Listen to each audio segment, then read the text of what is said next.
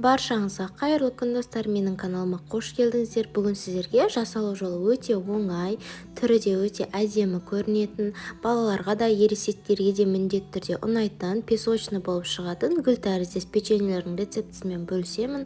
Видеоны міндетті түрде соңына дейін қарап, менің арнама тіркеліп қоңыраушаны басып қойды ұмытпаңыздар.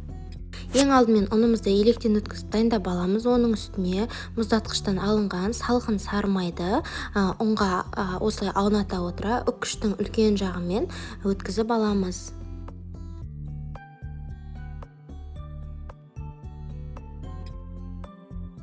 Сары майларыңыз еріп жатса, осылайша ұнға аунатып отырыңыздар.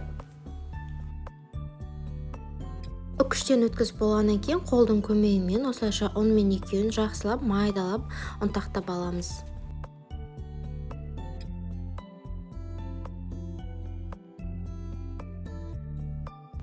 Ендігі кезекте оның үстіне 1 шай қасық ванилин, шым тұз, 1 шай қасық разрыхитель және де 80 грамм сахарный пудраны, 1 жұмыртқаның сарысын және де дайындап алынған қаймағымызды барлық құрамын описанияға толық жазып қалдырып кетемін.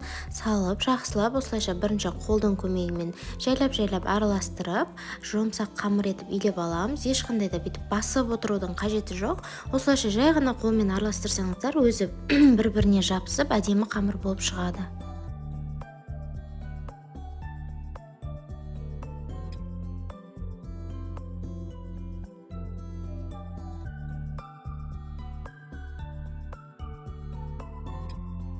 Міне біздің қамырымыз дайын болды. Енді осыны көз мөлшерімен 2-ге және де сәл үлкендеу етіп, біреуін кішілеу етіп бөліп аламыз. Үлкен бөлігін салафанға салып, холодильникке салып қоямыз. Енді бөлек ыдысымызға 2 ас қасық какао және де оның үстінен 3 ас қасық сүтімізді салып, екеуін жақсылап араластырамыз. Басында екеуі бір-біріне араласпауы мүмкін, бірақ та жайлап араластыра берсеңіздер, осындай шоколадный масса шығуы керек.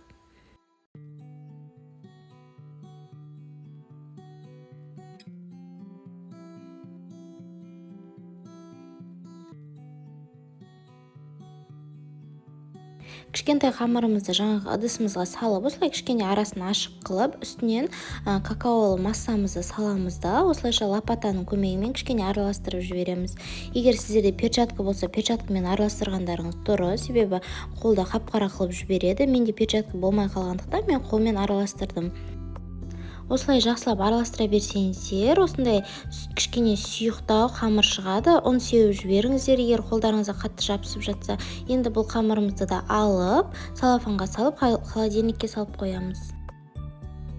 Енді бірінші қамырымызды алып, оны 3-ке бөлеміз да, ровно 15 бөлікке бөліп шығамыз. Осылайша шариктер істеп, дөңгелектеп аламыз, видеода көрсетілгендей.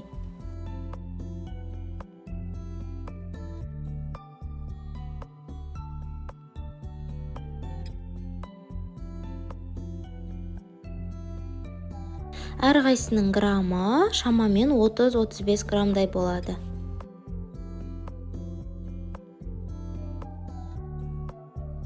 Енді шоколадты массамызды да алып, оны да дәл 15 бөлікке бөліп шығамыз. Дәл солай бөліп, кішкене дөңгелектеп, құрт тәріздес етіп шығамыз.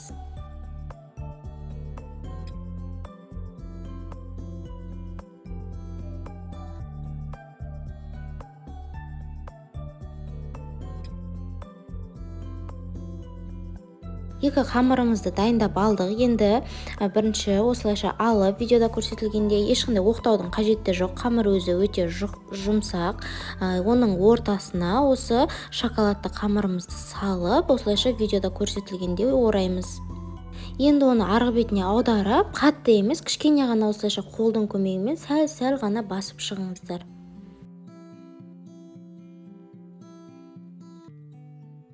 Басып болғаннан кейін пышақтың көмегімен осылайша 5 бөлікке бөліп шығамыз.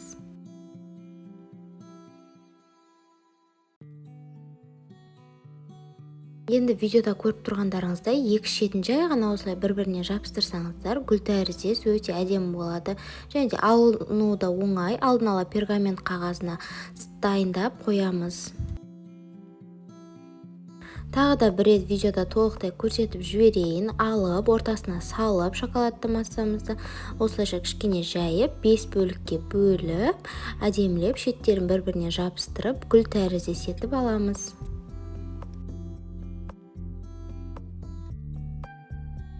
Міне біздің печеньелеріміз өте әдемі көрінеді. Жұмыртқаның ағысы мен сарысын бөліп алып, сарысын осылайша ортасына ғана кішкенеден жағып шығамыз.